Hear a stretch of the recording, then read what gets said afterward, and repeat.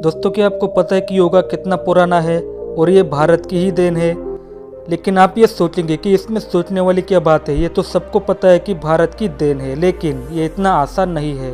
योगा भारत से आया है ये प्रूव करना इतना आसान नहीं है, क्योंकि योगा तो 100% भारत से ही आया है, लेकिन फॉरेन के लोग योगा को अपना बनाने की कोशिश कर रहे हैं, इसको क्लेम करने की कोशिश कर रहे हैं। एग्जाम्पल के लिए वेस्टर्न लोगों ने योगा के पोजर्स के अपने ही नाम इजाद किए हैं, जैसे कि yin yoga, hot yoga, acro yoga और पावर योगा।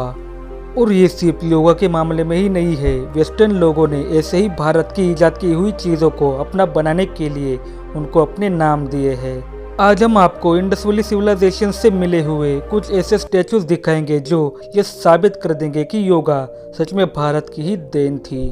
दोस्तों, जैसा कि आप इस तस्वीर में देख सकते हैं, इन स्टैचूज को जॉन मार्शल ने खोज निकाला था इंडस वैली से, और इनको देखते ही आप एक पल में समझ जाएंगे कि ये योगा पोस्चर को डिपिक्ट करते हैं। दूसरे नंबर का जो स्टैचू है वो है पशुपतिनाथ जी की सील, जिसमें वो बहुत ही हार्ड योगिक पोस्चर को करते हुए दिखाए गए हैं, जिसको मूल बंदासन कहते हैं या पद्मासन कहते हैं। और नंबर 1 पे जो स्टैचू है वो इंडस वैली सिविलाइजेशन का एक सिंबल बन चुका है। इस स्टैचू को हम प्रीस्ट किंग के नाम से जानते हैं, और इसको बनाने वाले ने इसको खासकर मेडिटेशन करता हुआ दिखाया है। जैसा कि आप देख सकते हैं कि इसकी आंखें आधी बंद हो चुकी है, क्योंकि इसको मेडिटेशन करते हुए दिखाया जाना था। इतने सारे सबूत होने के बाद भी आज भी भारत में लेफ्टिस्ट माइंडसेट के लोग या फिर वेस्टर्न्स के लोग योगा को बाहर से आने वाली चीज़ बताते हैं, लेकिन इनको एक बात समझ में नहीं आती है कि योगा का इजाद इंडिया में ही हुआ था, जिसको अपने गुरु से शिष्य को दिया जाता था, वो भी श्रुति और स्मृति के माध्यम से।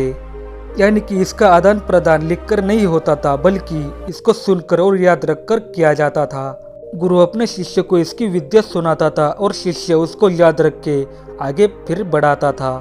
हालांकि योगा के ज्ञान को कागजों पर भी लिखा जाता था, लेकिन इन्वेडर्स ने उसको जला दिया।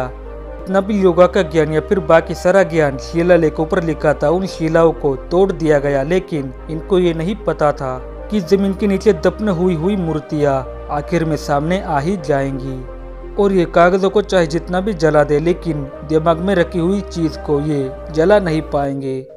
और इसी तरह योगा आज हमारे सामने बचा हुआ है। योगा का सीधा सीधा संबंध हिंदू धर्म से है, क्योंकि हिंदू धर्म में योगा का मेंशन बहुत बार आया है, और योगा का जनक ऋषि पतंजलि को माना जाता है। दोस्तों, वेस्टर्न्स चाहे जितनी भी कोशिश कर ले, लेकिन सच्चाई को छुपा नहीं पाएंगे।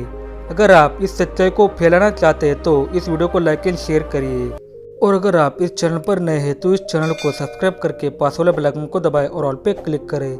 मैं आपसे मिलता हूँ किसी और वीडियो में, और तब तक के लिए नमस्कार।